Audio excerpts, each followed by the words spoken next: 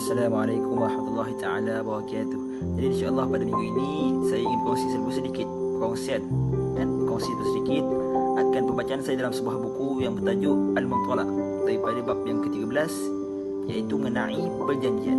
Jadi seamnya semua baris tulisan akan musnah lenyap kecuali Al-Quran kerana dikekal selama-lamanya. Macam itulah juga setiap hasil pemikiran manusia sentiasa berubah-ubah dan bertukar ganti dan tergugat kecuali buah fikiran yang dipetik dari pelita Al-Quran kerana ketika itu ia memetik sesuatu yang bersifat kekal. Sumber tersebut mantap, tetap dan mampu bertahan. Di dalam buku ini jelaskan bahawa dari sini kita dapati berlaku wahdatul fahmi, iaitu kesatuan diagnosis dan kesatuan cara penyelesaian di kalangan mereka yang bercakap tentang Islam dan masyarakat. Jadi kesepaduan inilah kita dapati yang bermula dari orang yang dapat melihat Rasulullah SAW berterusan hinggalah kepada orang yang beriman dengan baginda pada kurun ini, walaupun mereka tidak sempat melihat baginda. Dan bahkan yang kita akan dapati dengan jelas kesatuan gaya bahasa dan keseraman istilah ini di dalam kata-kata mereka. Ketika ahli falsafah membuat satu teori atau penyelesaian kepada masalah kemanusiaan, dia meniupkan semangat dengan penuh perasaan yang kita melihat. Semangat inilah membangkitkan keinginan yang tinggi dalam jiwa setiap orang di sekelilingnya dengan ucapan yang memukau dan mempesonakan dan boleh menarik perhatian kita dan menutup segala kecacatan teori penyelesaian yang dikemukakannya. Jadi ketika dilaksanakan terbukalah hukum-hukum teorinya, lalu datang lagi ahli falsafah yang lain dengan proses baru dan membuat teori penyelesaian yang lain pula. Mereka semua menyangka apa yang usaha itu adalah kreativiti dan tanda aktivitas bonek. Tetapi berbeza dengan penjelasan Islam dan memandangkan ia bertitik tolak dari hakikat fitrah kemanusiaan dan diturunkan dari Allah Subhanahu Wa Taala yang menciptakan fitrah ini, maka semakin dilaksanakan dan semakin berubah masyarakat, dia menjadi semakin teguh dan mantap. Pada setiap generasi akan lahirlah model penyelesaian Islam yang membuktikan kebenarannya. Jadi inilah unsur-unsur kreatif yang sebenarnya. Dan sesungguhnya teguhnya Islam ini dan bertukar gantinya ideologi lain itu merupakan kreativiti Islam dan mukjizat ajarannya sekali. Jadi apa yang dapat di-highlightkan daripada buku ini pertama sekali, ia adalah terus terang Islam dan bukannya didorong oleh suasana. Dan sebagai contohnya, perhatikanlah kata-kata salafus saleh yang awal. Mereka telah berkata, Huzaifah radhiyallahu anhu telah ditanya mengenai takrif mayat hidup. Lalu dia menjawab, mayat hidup ialah orang yang tidak menentang kemungkaran sama ada dengan tangan maupun lidahnya ataupun hatinya. Jadi perhatikan juga beberapa perumpamaan yang dibuat oleh seperti Syed Qutbi tentang sifat orang yang tidak menentang kemungkaran. Jadi setelah kita membuat penelitian, kita melihat dan segala daripada setiap aspek tergamakkah kita ni mengiyakan orang yang menuduh Huzaifah bin Al-Yamani sebagai celupa, dan kata-katanya itu lahir kerana tekanan situasi yang dialaminya. Dan jadi beliau ni menyifatkan orang yang lalai hatinya dan membisu sebagai orang yang mati. Jika hatinya telah sedar tetapi dia masih membisu dan mendiamkan diri, maka dia disifatkan oleh Huzaifah sebagai orang yang sakit tenat dan lumpuh hampir mati. Jadi sesungguhnya ia bukanlah semangat yang melampau para da'i. Ia sebenarnya adalah penjelasan akan pemahamannya terhadap dakwah Islam yang memaksa dirinya untuk berita. Justru itulah kita dapati yang pendukung sebenar dakwah segera membentuk dirinya ini dan membentuk dirinya yang berbeza dari bentuk jahiliah yang pernah dilaluinya sebelum itu ke fasa yang baru. Bagaimana tindakan yang dibuat oleh Wahab bin Mudabbih Al-Yamani dan seorang tabi'i yang masyhur. Beliau dikenali di Yaman sebagai seorang ahli ketapaan Nasrani dan sibuk dengan sajak para rahib serta pakar dalam ilmu kitab yang telah diselewengkan. Jadi tatkala beliau memeluk Islam dan disoal berkenaan sifat seorang Muslim, beliau radhiyallahu anhu menjawab, seorang Muslim itu ialah seorang yang mengikut orang yang lebih dahulu darinya dan menjadi imam bagi sesiapa yang datang kemudian daripadanya. Jadi beliau menyifatkan diri seorang Muslim itu sebagai pemimpin dan imam, walhal sebelumnya dia sendiri mengasingkan diri. Fahaman baru inilah bukan sesuatu yang direka-reka, tetapi setelah Islam dia mendapati inilah tugas pertama seorang Muslim. Dan beliau kemudian mendapati Al-Quran menyifatkan Nabi Ibrahim AS sebagai satu umat. Dan dalam surah dalam surah yang ke-16 ayat yang ke-1, dalam penjelasan ayat ini Ibn Qayyim berkata tempat di sini bermakna seorang yang menjadi contoh yang itu. Maksud pula berkata ummah ialah guru yang mengajarkan kebaikan. Ia adalah nama terbitan dari perkataan Al-Ijtimah sebagai qudwah dan seperti qudwah yang bermakna diteladani dan diikuti.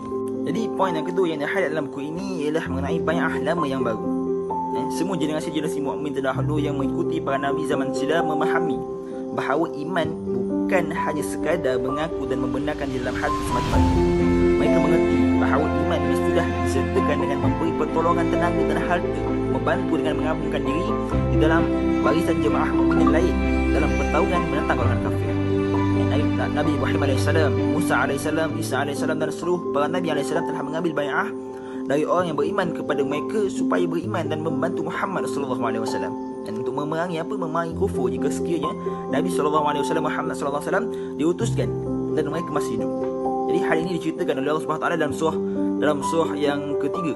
Dalam surah yang ketiga, surah Al-Imran ayat yang ke-81. Oleh itu kita sebagai pewaris Muhammad SAW pada hari ini lebih wajib, sepatutnya lebih patut dan lebih utama memberikan bai'ah tersebut. Dan bersandarkan perjanjian yang dulu itu, Imam Ibnu Taimiyah pernah berkata, orang-orang yang benar dalam pengakuan iman mereka ialah orang yang beriman dan tidak ragu-ragu dalam iman mereka. Orang yang berjihad di jalannya dengan harta dan nyawa mereka, semuanya itu untuk menyempurnakan perjanjian yang telah ditentukan Allah kepada mereka yang telah lalu dan mereka yang akan datang sehinggalah ke hari kiamat. Dan poin yang ketiga yang di-highlight dalam buku ini ialah mengenai tidak boleh lari dari memberi sokongan kepada keadaan. Jadi sesiapa yang tidak mampu atau tidak diizinkan oleh keadaan, situasi maupun kebatasan ilmunya untuk menyertai barisan mujahid Islam, bukanlah bermakna dia dibenarkan dan boleh duduk diam. Dia mestilah memberi bantuan kepada mereka yang berdakwah dan berjihad pada jalan Allah Subhanahu Wa Taala. Dia mestilah menjadi orang Islam yang menolong dan membantu mereka yang berdakwah atau berjihad di Allah Subhanahu Wa Taala. Dan terkait itu, Al-Faqih Imam Syafi'i telah berkata semasa menjelaskan kata-kata fuqaha, apabila sesuatu fardu kifayah itu disempurnakan oleh sebahagian dari umat Islam, kumpulan dan menjawab itu dari seluruh umat Islam. Dan disebutkan dengan terperinci, antara yang termasuk dalam fardu kifayah ini ialah amar ma'ruf nahi munkar dan menuntut ilmu, memimpin, menjadi pemimpin dan pemerintah atau khalifah yang memimpin negara Islam dan memimpin pemerintah umat Islam melalui hukum dan syariat Islam. Beliau menjelaskan bahawa sekalipun tugas ini gugur jika seseorang itu tidak mampu, tetapi dia wajib pula memastikan siapakah yang mampu itu. Jadi dia wajib mendorong dan menolong orang tersebut untuk melaksanakan tugas.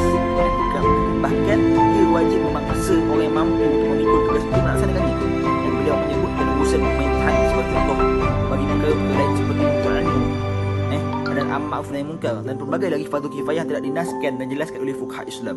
Jadi orang lain yang tidak mampu dan tidak layak itu, mereka lah yang perlu menguatkan dan menyokong yang mampu dan menolong mereka menjadi pemimpin dan pemerintah.